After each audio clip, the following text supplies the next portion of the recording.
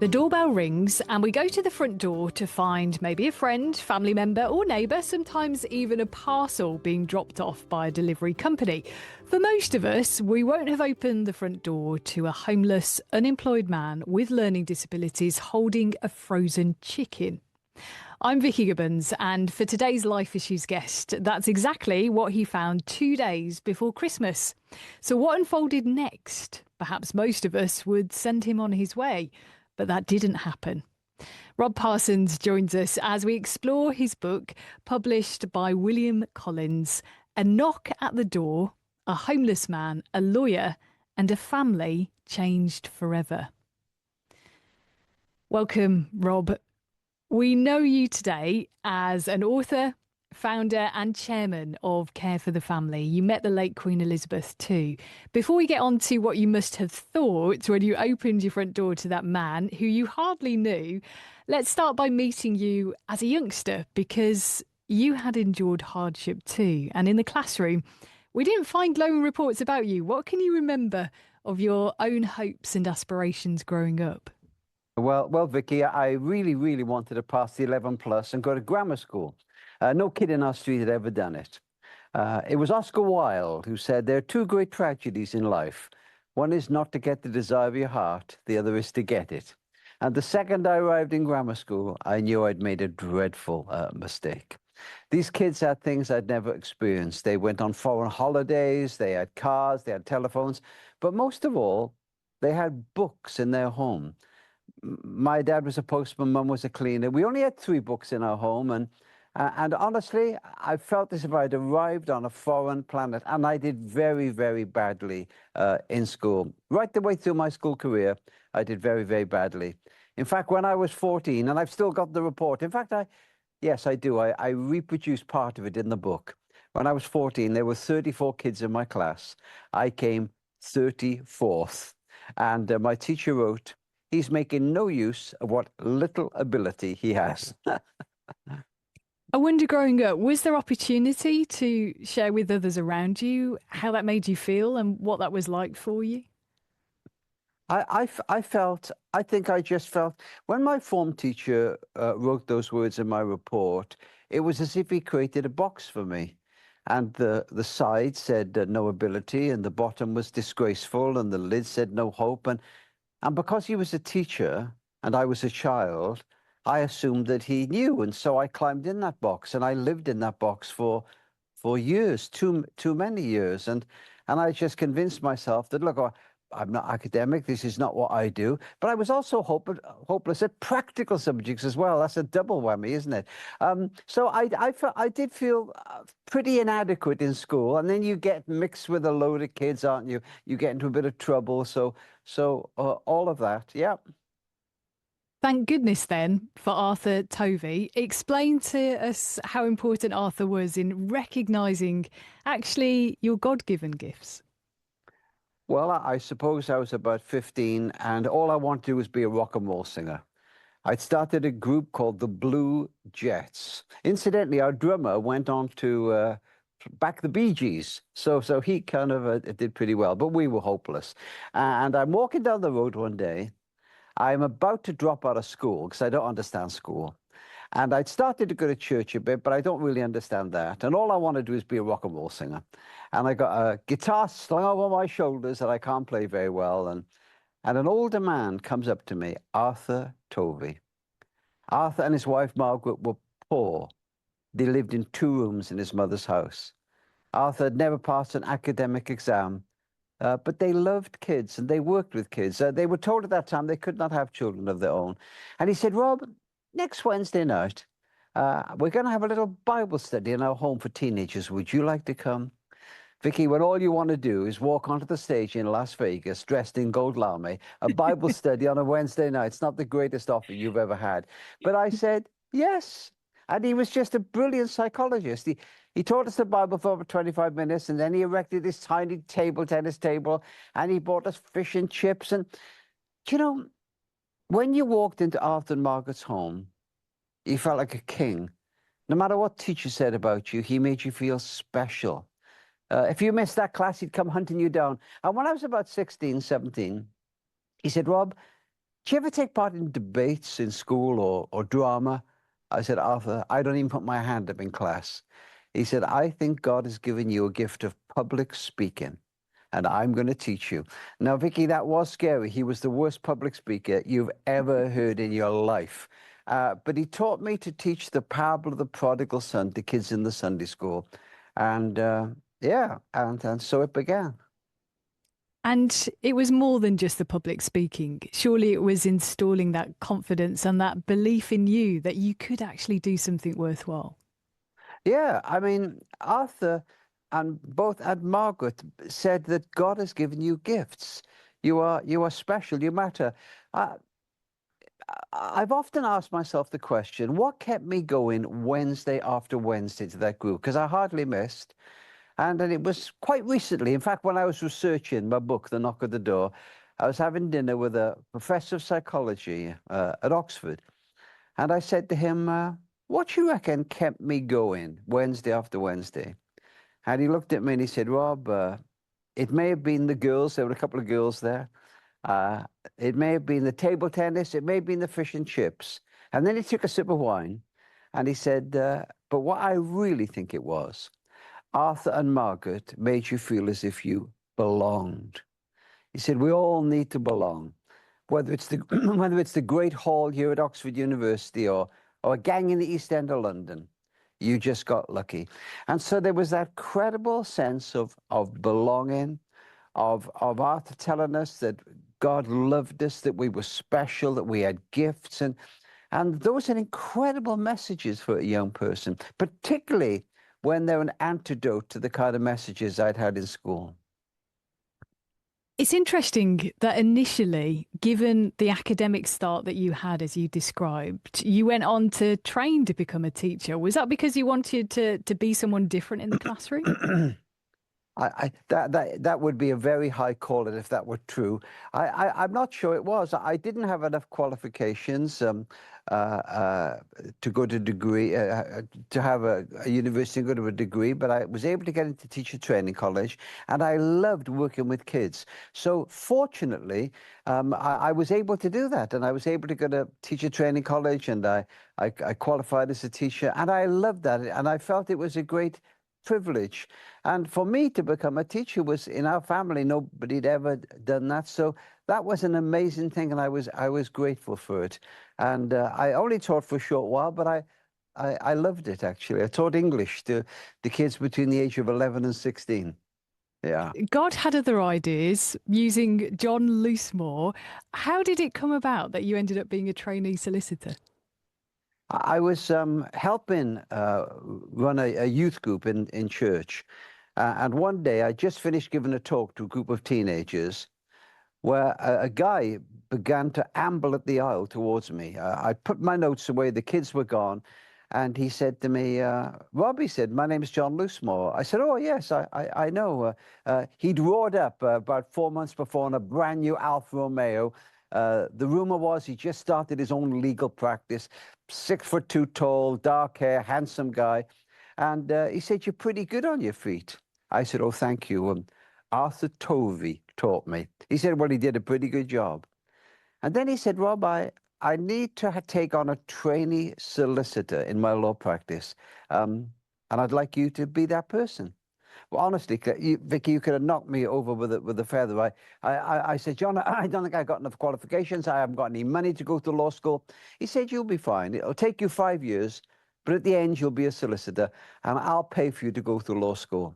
And it was just incredible. But my mind was filled with thoughts suddenly of being a lawyer that fought for the poor, that won battles against opposition in the High Court, which made the next words that came out of my mouth seem strange. I said, I'll have to ask my mother. John smiled at me, and then I added, and my father, as if that made me sound less pathetic. And bless his heart, John said, if your folks want to talk to me, give me a ring and I'll come and see them. And you know, Vicky, my parents interviewed John about a week later. The cleaner and the postman interviewed John in my little house in the best room at the front, which was kept for visitors. And at the end, it was decided that I was going to become a lawyer. I loved your description though, because I come from a family that we spruce the place up when we've got really important people coming round. And you describe how even the outside loo got a lick of paint, didn't it? Everything did.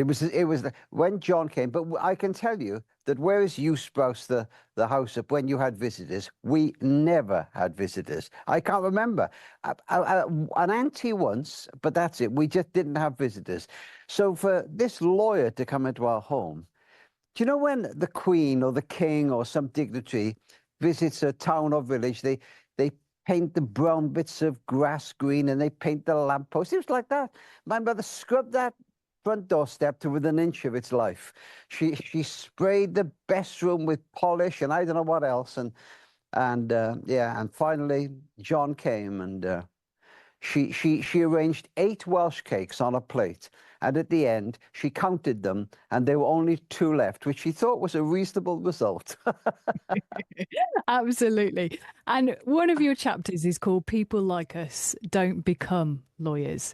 So, Yeah. what did your friends and family then make of what you went on to do? Were they accepting of it, or did it rub against them?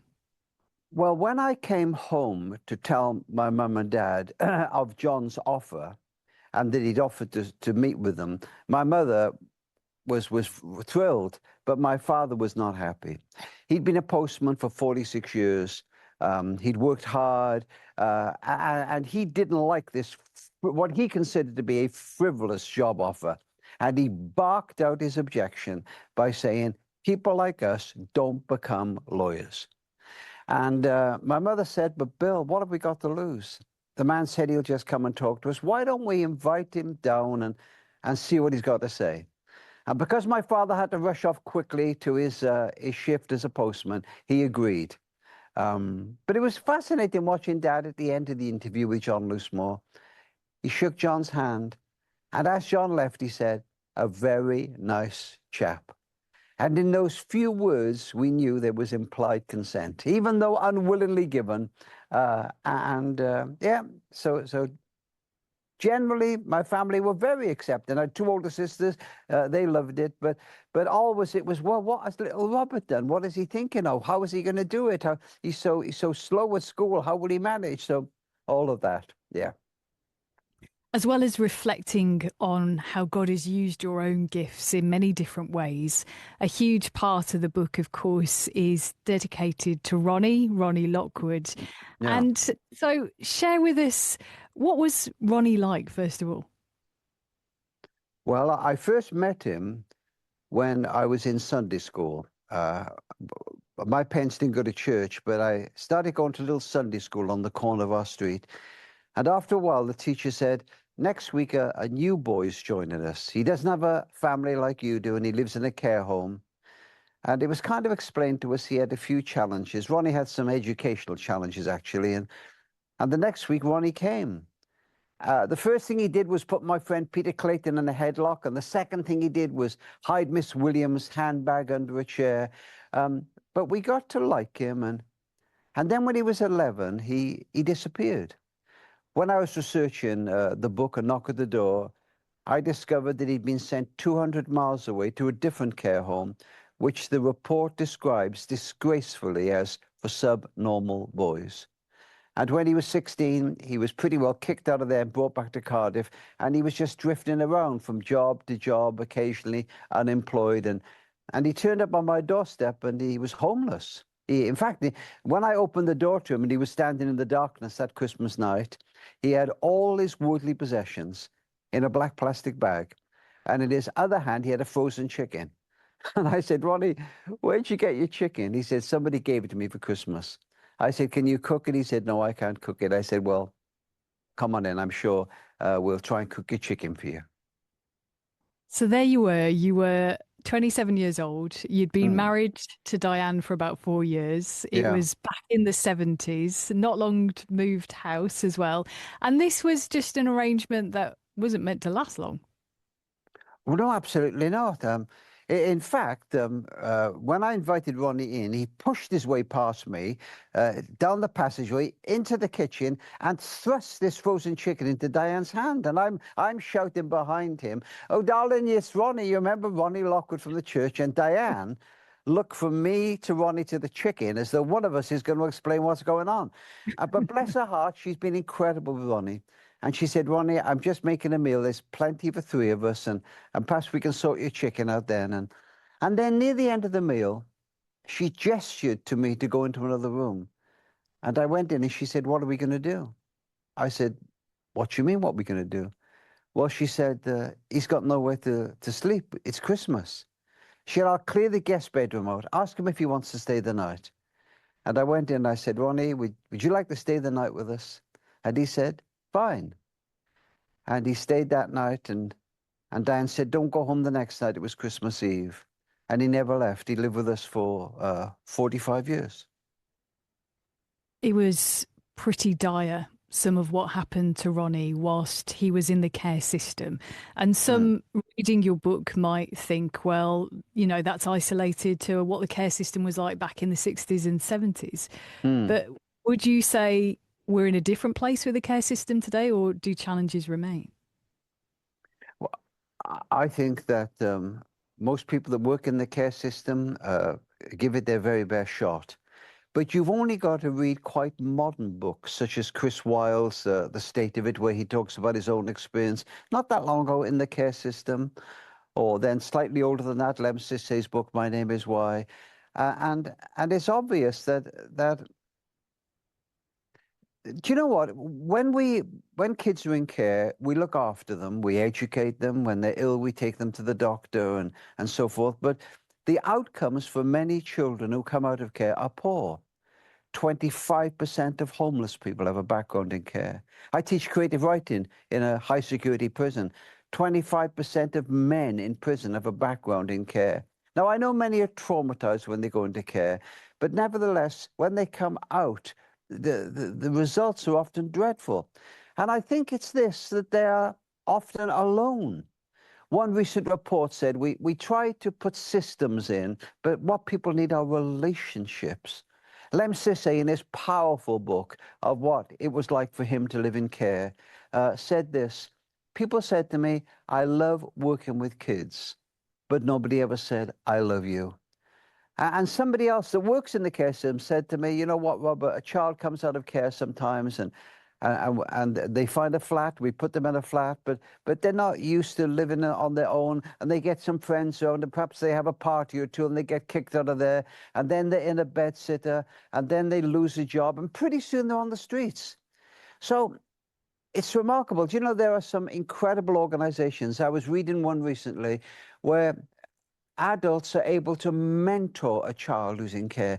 Just get alongside them, not do what we did. I don't recommend that you necessarily do what we did, but get alongside, and so that these kids are not lonely.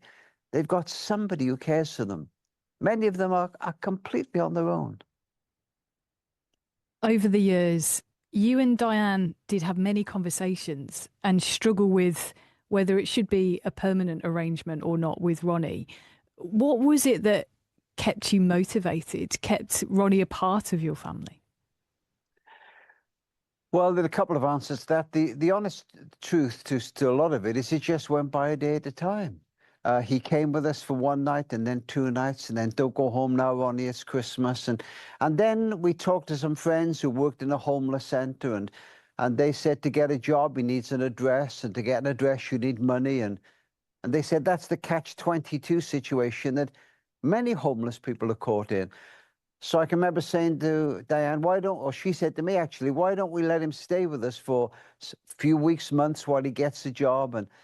And then it just went on almost a day at a time. And then two things happened that were quite dramatic, really. First of all, Diane became quite ill. She got ME.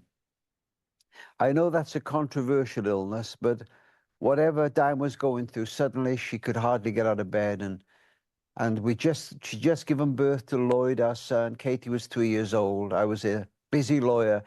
And, Ronnie became, at that time, the brother I never had.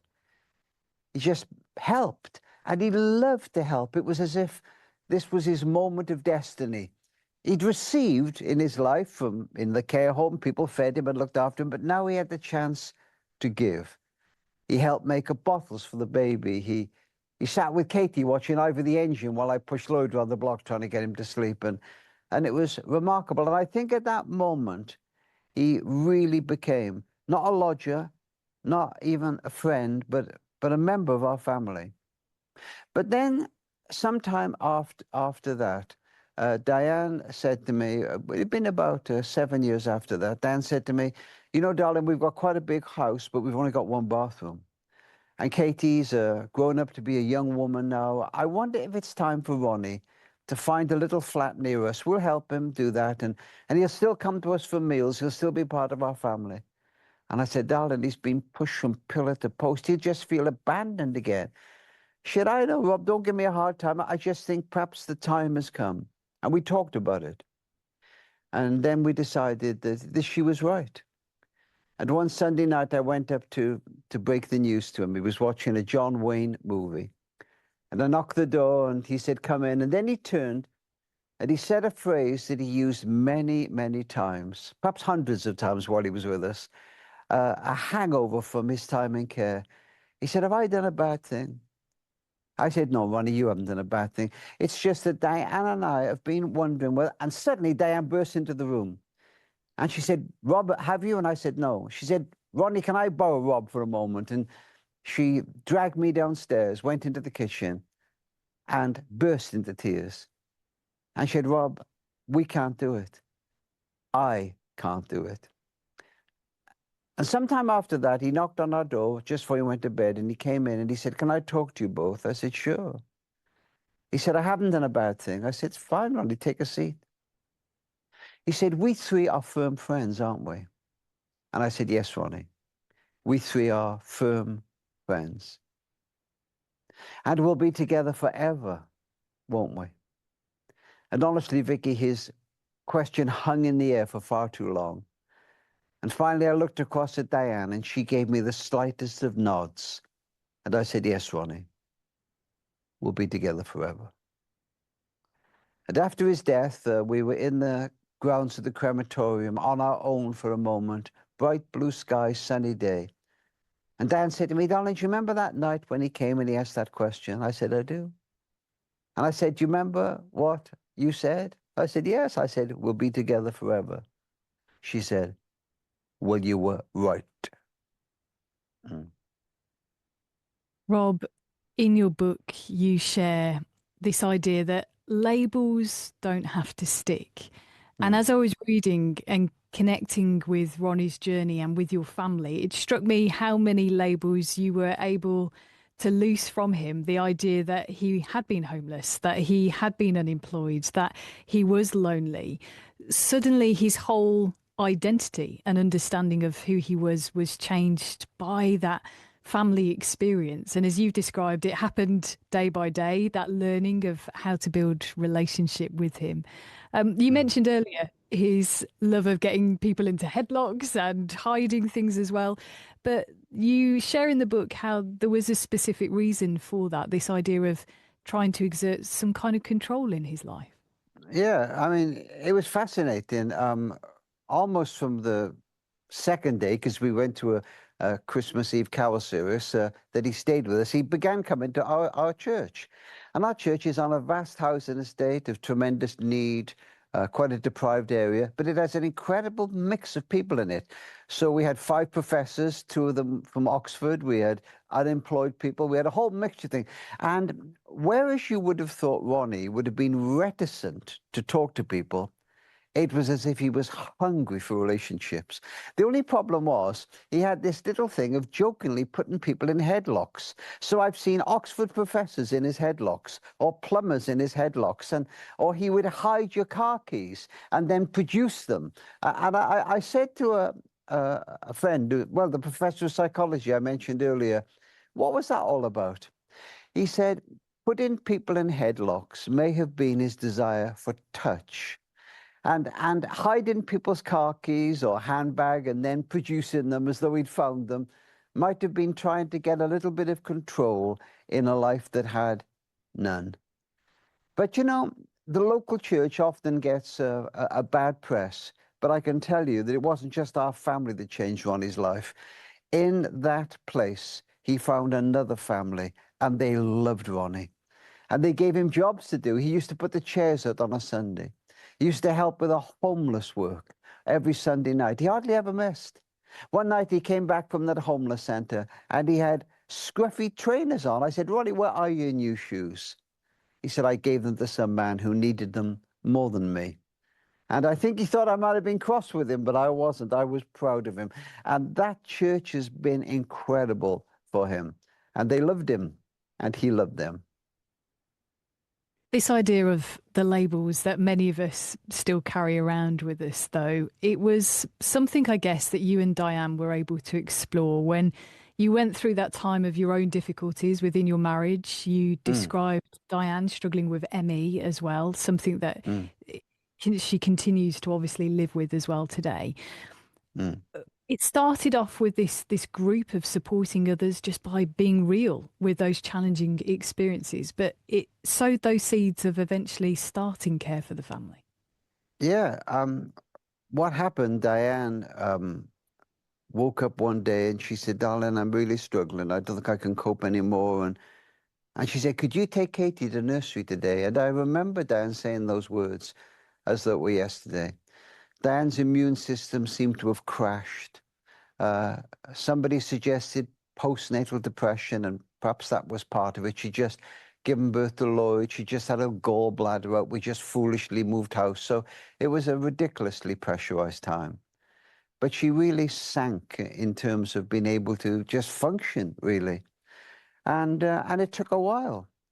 But Diane is one of the most honest women I've ever met, and she used to share with people openly how she felt. And then as she began to get better, we both noticed something. People wanted to talk to us. They really wanted to talk to us. And one day she said to me, Rob, you know, our church has various house groups on a Wednesday night.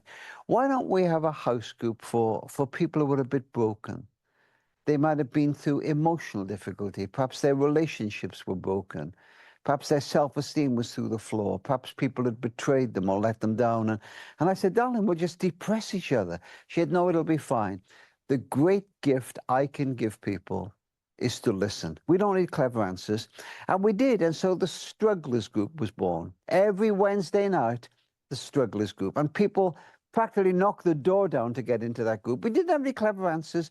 We just listened to people. And it was remarkable, Vicky, to see how lives were transformed. We'd pray for each other. And then one night we're cleaning the coffee, putting the coffee cups away, and after everyone had gone. And I said, can you imagine doing this, not just for 12 or 15 people, but to thousands of people? She said, Rob, I'm only just hanging on by my fingernails myself. I said, no, I don't mean in addition to what we do, and I mean really doing it. Well, she said, do you mean giving up the law? I said, well, I wonder. And we began that discussion, which eventually led to me leaving the law practice, and Care for the Family was born, which really is the Strugglers Group writ large. Yeah.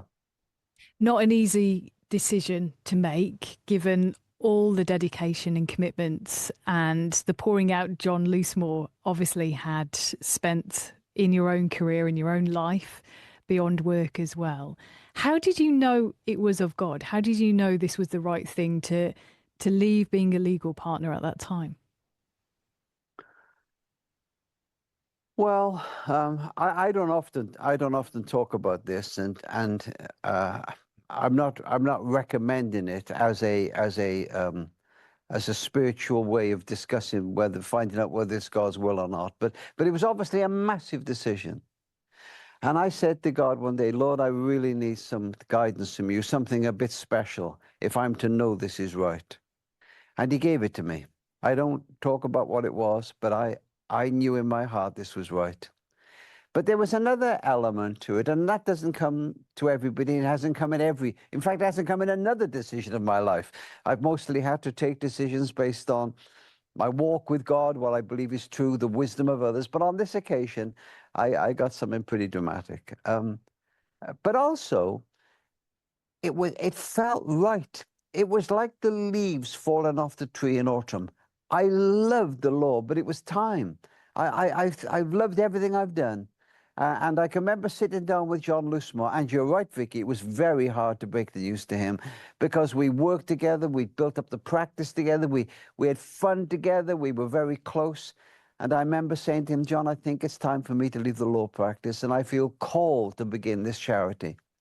And he found that hard, but bless his heart, he said, Rob, I will help you and stand by you in any way I can. So John Loosemore was incredible. In your own life and now through the work of Care for the Family as well, you have this idea that tomorrow doesn't have to be like yesterday. I just want to go back to your father for a moment. Part of his story you discovered later on in life of his experience in the Second World War. I wonder if you'd share a little of that and perhaps how that shaped your own relationship with your father. Well, it was very strange, really. My main memory is to be, as a child, sat in this little terraced house. We didn't have an inside toilet or bathroom or running hot water. And I would sit in front of the coal fire. It was our only source of heating. And in the evenings, my dad would be sat in a chair working his way through 10 players' untipped cigarettes. The ceiling was stained by nicotine. And I think it's fair to say he was a difficult man. He didn't speak very much. He never told me he loved me. He never praised me. He used to say, a mother for love, a father for discipline. So I never felt close to my dad. But some nights he would fiddle with the knobs on the radio until he got Morse code. And then he would write it down and interpret it. And one night I said to him, Dad, where did you learn to do that? And he wagged the finger in my face. And he said, careless talk cost lives. And after he died, I went into his wardrobe. I would have no more thought of going into that while he was alive than trying to break into Fort Knox. And I found his old army papers. And I discovered that my father, the mild-mannered postman, 5'6" tall, was part of Winston Churchill's Special Operations Executive in the Second World War. He was a signals operator. They parachuted these men and women behind enemy lines into France and Belgium. Many of them were told they wouldn't come back. And I was staggered to discover that. And my mum said when he came back from the war, he wouldn't talk about it at all. But he was a changed man. And you know, I was in Moscow lecturing when I got the news my dad was dying, and I got rushed home. And I can remember as I'm in the plane, and the plane is making its way across the night sky above Europe, I'm going back over my dad, and I'm thinking of things he did, and you know, incidents came to me where he stood up for me, when he was there for me. He wasn't an emotional man, but in many ways, I think he gave me what he could. And that was a comfort. And in a way, you also realised the power of words in Ronnie's own life as well. This idea of being in the care system, perhaps he'd never been told that someone loved him.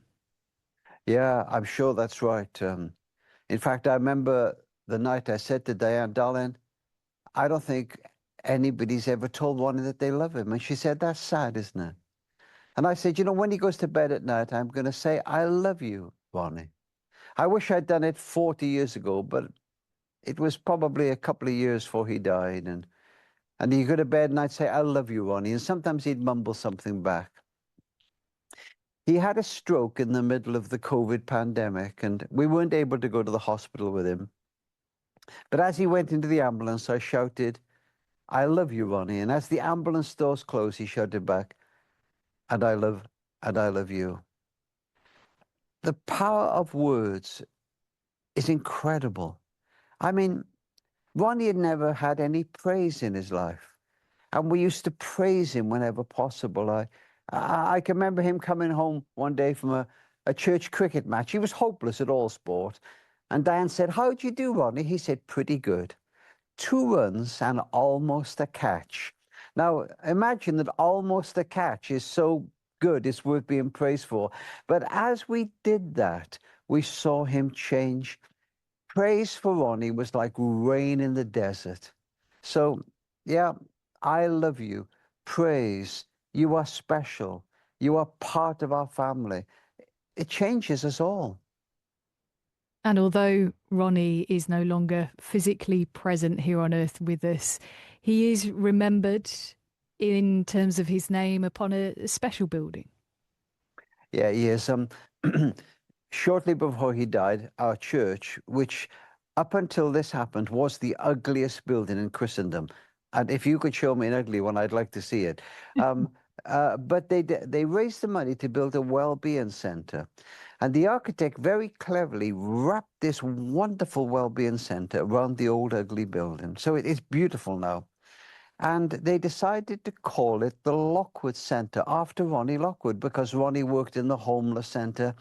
And the values Ronnie had, I never heard him speak a bad word about anybody. He loved to give, he was generous, he had a servant heart. He epitomized what they wanted that center to do. So they called it the Lockwood Center. And Mark Drakeford, who then was the First Minister of Wales, came to open the center. And I was given 5 minutes to speak before he opened the centre to say why it had been called the Lockwood Centre. And apparently Mark Drayford brushed away a tear. And then he said this: I think in this place, Ronnie Lockwood found the chance to give to others. And that's what really changed him. But there was a nice little thing at the end. As the building was coming to an end, so Ronnie had died about 6 months before, perhaps, they discovered that a roof needed some more money spent on it, and there wasn't any money in the budget. It needed £40,000. But the good folk of Glenwood Church, you needn't have worried, almost to the penny, it was the amount that Ronnie Lockwood had left the centre in his will. That's a nice story, isn't it? It is remarkable, but God is always in the detail, working through our lives, Rob, isn't he? As people read your book and knock at the door, a homeless man, a lawyer, and a family changed forever. For most of us, we may not experience that knock on the door, being greeted by someone like Ronnie. But how do you hope it will inspire others? I do you know, the honest truth is that when he was with us, it was just Ronnie. I talked to my daughter the other day. She's got two kids of her own. And I said, what was it like? And she said, well, he was just Ronnie.